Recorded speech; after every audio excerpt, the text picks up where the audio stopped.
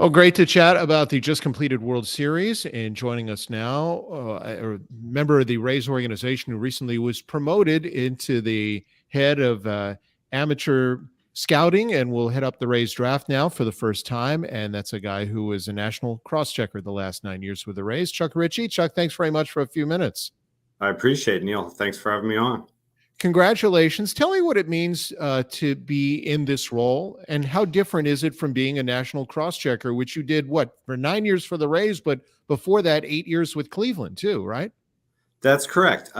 It means a lot that they felt confident enough to stay internal. I think it meant a lot to me, and also the staff. I think it shows it's a reflection not just on me. I think it's the entire staff that they're happy with the direction we're going. They want to keep going that direction.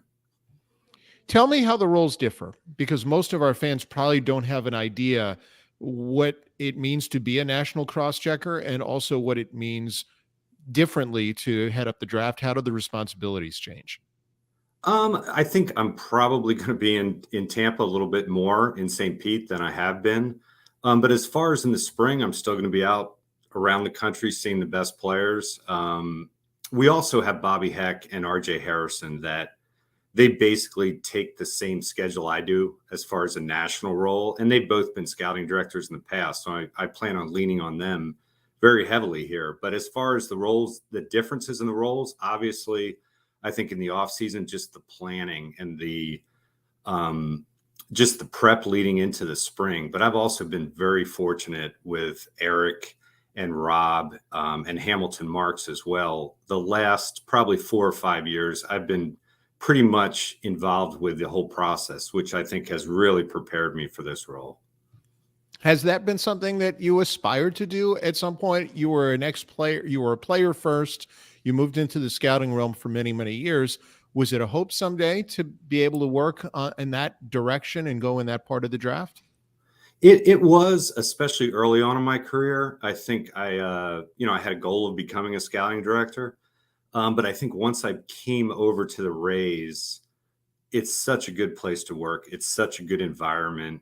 You still had that goal, but the goal became more, if the opportunity ever opened up in this organization, I would love that opportunity. But I was really not real keen on leaving the organization to take that role anywhere else, to be honest.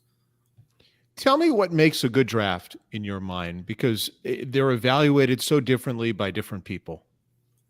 I think there's a lot more that goes into it now. I think especially here with the Rays, we have a very good professional scouting department that we are obviously very active. So I think you have to take into account a lot of times the players we're drafting, they're not always going to play in the big leagues for us, but they have a lot of value. I think 2018 with, Matt Libator and Shane McClanahan's a perfect example. Matt Libator was a fine pick and he had a lot of value, and we were able to trade him to acquire Randy Arozarena. So I think you look back at that draft, and a lot of people that maybe look into the draft don't realize that draft also made us get Randy Arozarena, which arguably was one of our best position players. So it was a very successful draft. And I think you have to just take the whole way. There's many ways for us to get players, and the amateur draft is one. We have the international department and also the professional department. And working for the Rays, I think we all realize we have to grow our own players, and the amateur draft is a great way to add talent into the system. So ultimately, when you look back, let's say 5-6 years after a selection, or in this case, you mentioned the 18 draft that's now 4 years removed, is it the amount of talent that has been acquired through those picks, in addition to those who have turned into quality talent within the organization? Is it, if you've got 2 impact players like Randy or Shane, is it a really good draft? Or if you get 6 pretty good guys or 4 or 5 pretty good guys, what to you amounts for success when you look back? I think it's hard to really pinpoint exactly what's a successful draft. You obviously want to have big league talent. In a 20-round draft, it's unrealistic to expect all 20 players, or, next year I think we're going to have 21 picks. But as far as the talent that you bring in, you want those players to be winning players. And I think that was it's indicative of all 3 of our scouting departments just the success we had throughout the minor leagues this year. I think you bring in players with tools, with talent, but you also want to bring in players that eventually get to the big leagues and are competitive players, that are winning players. And I think we've done a very good job of that. They're not all going to play in the big leagues, but I think we've added players that have that winning attitude, and I think it's now showing in the major leagues. Tell me what you learned from Rob Metzler. Obviously, Rob has moved on to become an assistant GM, vice president with the Tigers now. What did you learn under him, and how made those types of skills that you did learn help you in this role? Well, I've been very fortunate for my days with Cleveland to hear I've worked with some very smart, successful, intelligent people that I think I've worked for 7 general managers and 6 scouting directors over the course of my career. And I think I've tried to learn a little bit from each one of them. I think Rob really brought to the table the ability to take all the information and bring it together.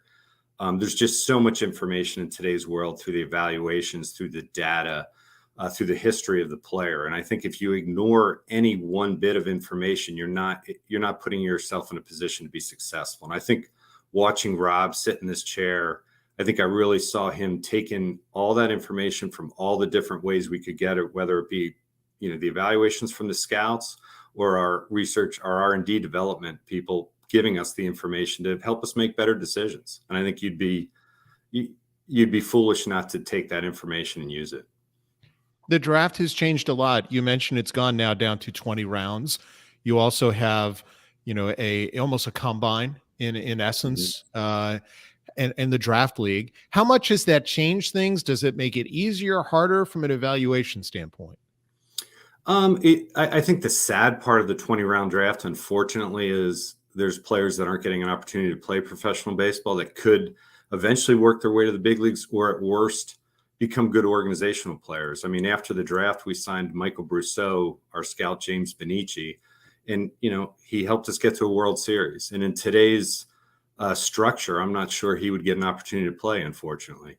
But it does. I think it also, on the positive side, it enables us to kind of zero in on players a little bit more. Your scope is a little bit smaller than it would be in the past. But you still evaluate the players the same way. And the combine, I think it's a good way to check up on the players. It's a great opportunity for our medical team to get the information on them medically, and it's also a good opportunity for us to meet with the player. To go through his makeup and just see what type of kid he is and how much he's ready to take on this challenge of professional baseball. Tell me also what is you prepare for next year's draft, the timing of this, that it occurs in October. How helpful is that? Because you do have, it is, I wouldn't say a quiet time, but you also are beyond the Cape. You're beyond some of the showcases, and it's before the spring season starts for college baseball.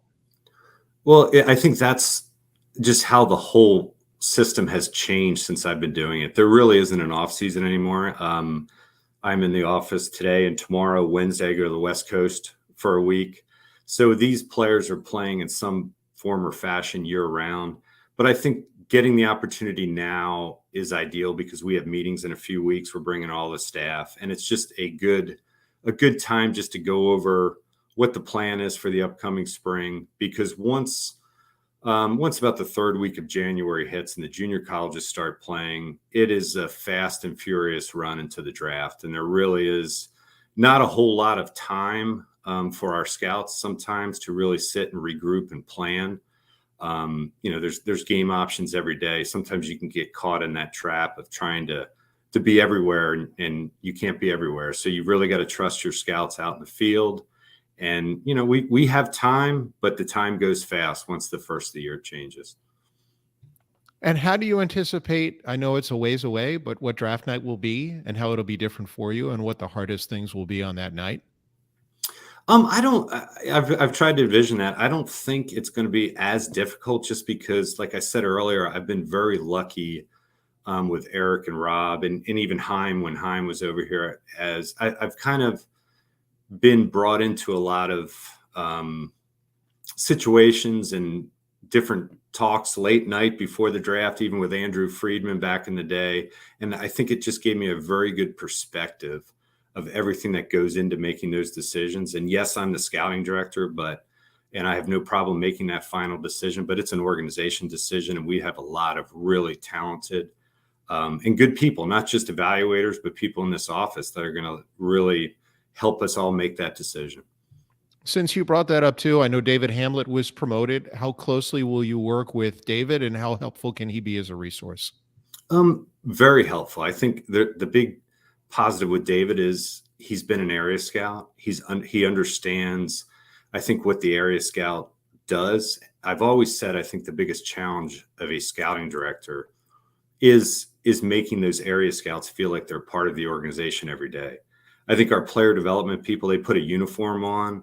The people that work here at the Trop, they come into a major league stadium every day. But I think our challenge is making those guys that are out there, driving the miles, seeing the players, making them feel like, they work for the Tampa Bay Rays every day. And I think David's going to be great in that role because he understands what it's like. And he's going to be great at bringing the information all together with Hamilton Marks in here and Sidney Malone. I think we've got a really good team.